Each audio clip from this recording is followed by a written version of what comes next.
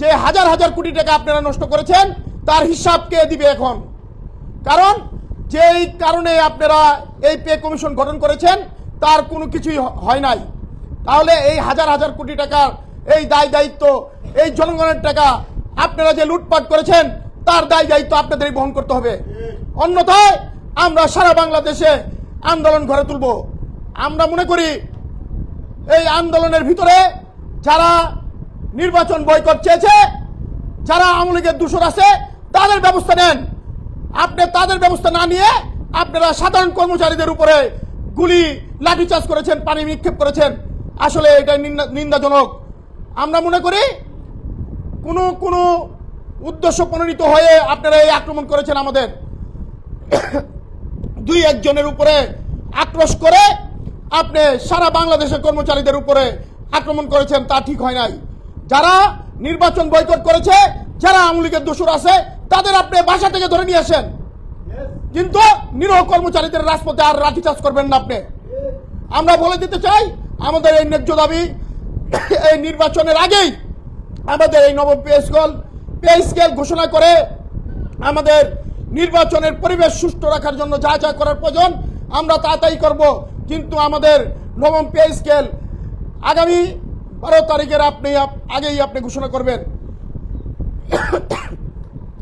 অন্যথায় সারা বাংলাদেশে যে আন্দোলন হবে, সেই আন্দোলনের যা কিছু ঘটবে তার দায় দায়িত্ব আপনি উপদেষ্টা প্রধানরাই এটার দায় দায়িত্ব বহন করবেন। অন্যথায় আমরা এই পরিস্থিতির কারণে কর্মচারীদের এই নবম পে স্কেল প্যারানের দাবি আদায় না করা পর্যন্ত আমরা রাজপথ ছাড়ব না। আমি আর কিছু বলবো না, এই আশা ব্যক্ত করে সকলকে ধন্যবাদ জানিয়ে আমি আমার বক্তব্য শেষ করছি। আসসালামু আলাইকুম। যে গত 2015 সালের পর থেকে সরকারি কর্মচারীরা কোনো রকমের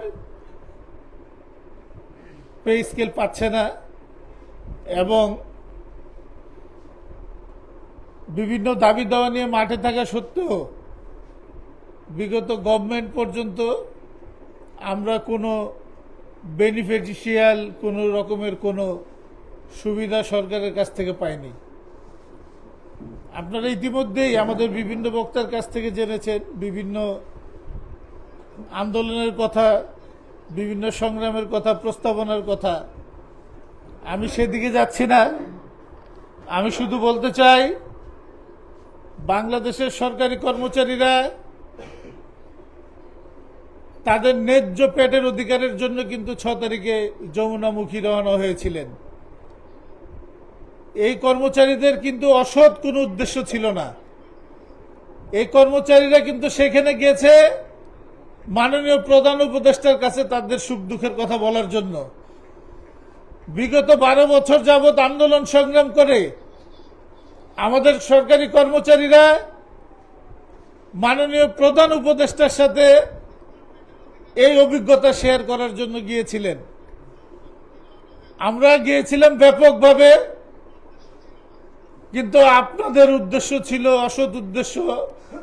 আপনারা একটা চূড়াগুপ্তা হামলার মধ্যে আমাদেরকে ঠেলে দিয়েছেন। আমি পুলিশ ভাইদের বলতে চাই, ভাই আমরাও আপনাদের ভাই, আমরা সরকারের বিভিন্ন উন্নয়ন কাজে সবাই সমান অংশীদার। আমরা ভাইয়ে ভাইয়ে যুদ্ধ করি, কিন্তু এই উপদেষ্টা পরিষদ কিন্তু নির্বাচনের পরেই চলে যাবে। আবার আমরা ভাই ভাইয়েরা মিলে কিন্তু এই দেশের উন্নয়নের কাজে অংশীদারিত্বের হিসেবে কাজ করব। আপনারা যদি আমাদেরকে শাহবাগ মোড়ে আটকাই দিতেন, আমাদেরকে যেতে দিতেন না যমুনা মুখে, শাহবাগে আটকাই দিয়ে আমাদের বলতেন আপনাদের প্রতিনিধি দল আসেন, আমরা সাক্ষাতের ব্যবস্থা করে দিচ্ছি, তাইলে কিন্তু আর এই পরিস্থিতির সৃষ্টি হতো না। আপনারা আমাদের ওই মাছের আদার দেওয়ার মতো আদার দিয়ে আমাদেরকে টাইনে টাইনে টাইনে টাইনে সামনে নিয়ে একটা কুরুক্ষেত্রের মধ্যে ফালাইয়া আমাদের উপরে যে অমানবিক লাঠিচার্জ, টিয়ার শেল নিক্ষেপ, grenade, hand grenade, sound grenade মারলেন। আপনারা কাদেরকে মারলেন ভাই? আমরা কি সেখানে কোনো ভাঙচুর করতে গিয়েছিলাম? সেখানে কোনো হরতাল করতে গিয়েছিলাম? সেখানে কারো উপরে কোনো আক্রমণ করতে গিয়েছিলাম? না কোনো রাজনৈতিক দলের এজেন্ডা বাস্তবায়নের জন্য গিয়েছিলাম? আমরা গিয়েছিলাম আমাদের পেটের দায়ে, আমাদের ক্ষুধা নিবারণের জন্য, আপনি যে আশ্বাস আমাদেরকে দিয়েছেন, যে পে স্কেলের যে নমুনা আমাদেরকে দেখিয়েছেন, স্বপ্ন দেখিয়েছেন, সেই স্বপ্ন বাস্তবায়নের কথা বলার জন্য আপনাদের কাছে আমরা গিয়েছিলাম। আপনি সেখানে কি করলেন? আপনি আমাদেরকে সেখানে নিয়ে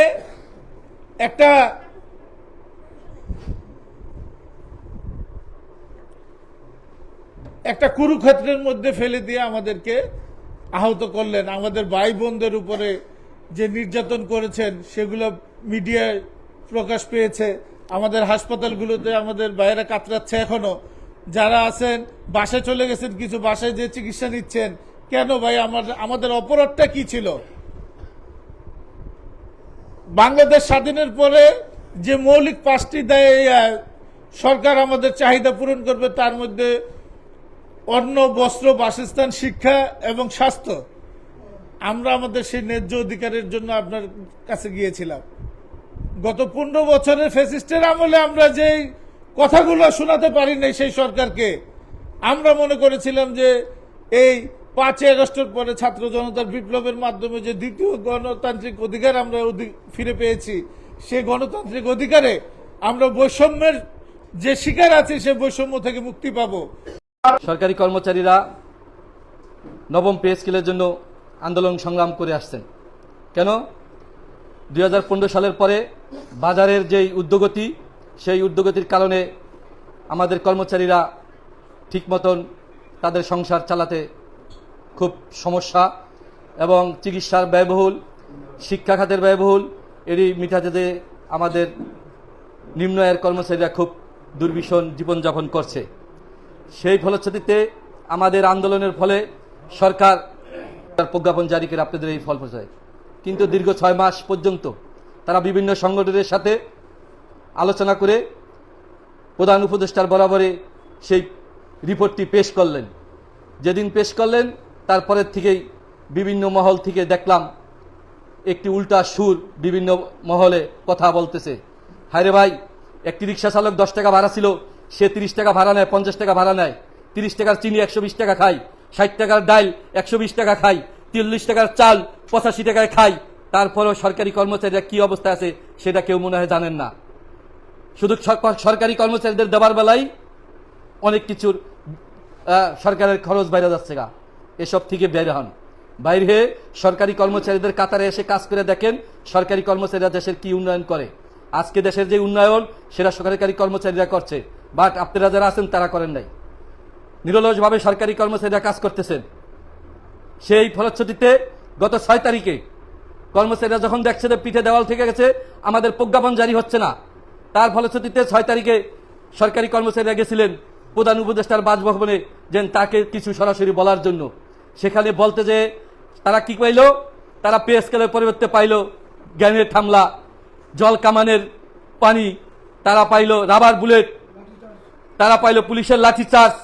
অসংখ্য নেতাকর্মী আমাদের আহত হয়েছেন, আজও ঢাকা মেডিকেলে কাতরাচ্ছেন, বিভিন্ন মেডিকেলে আছেন, অনেকে বাসায় চিকিৎসা নিচ্ছেন। আমরা সরকারি কর্মচারী, আমরা সরকারের উন্নয়ন করি, আমরা সরকারের প্রত্যেকটা কাজের অংশীদারিত্ব।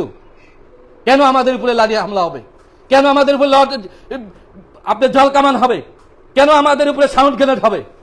আর যারা সাউন্ড গ্রেনেড মারছেন তারাও সরকারি কর্মচারী, তাকেও বোঝার উচিত ছিল যে আমরাও সরকারি কর্মচারী। আমরা যদি পে স্কেল চাই, সেই পে স্কেলের ভোগ আপনারাও করবেন।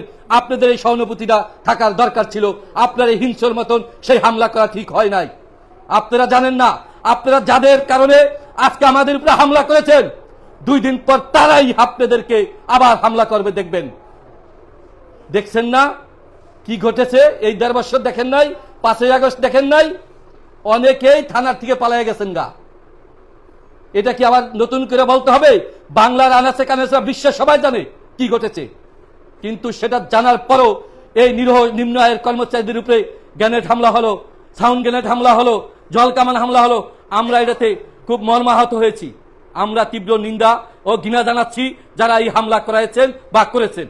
প্রিয় সাংবাদিক বন্ধুরা, আমরা এই দেশের শান্তিপ্রিয় কর্মচারী, আমরা সবাইকে চাই শান্তিভাবে থাকার জন্য। আমরা কোনো অশান্তি চাচ্ছি না, আমরা সুস্থ পরিবেশে চাই। আগামী নবম পে স্কেল অবিলম্বে সরকারকে বলবো, নবম পে স্কেল প্রজ্ঞাপন জারি করে এই সরকারি কর্মচারীদের একটা ডাল ভাত খাওয়ার জন্য স্ত্রী সন্তান নিয়ে সুস্বাস্থ্য কামনা করে এই ধরনের তাদের সংসারকে ভালোভাবে পরিচর্যা করার জন্য আপনার এই নবম পে স্কেলটাকে অবিলম্বে কার্যকর করবেন, তাহলেই সরকারি কর্মচারী একটি সরকারি ডিপার্টমেন্টে কাজের একটি মনোযোগী হবে এবং তাদের মনের ভিতরে একটা শান্তি ফিরে আসবে।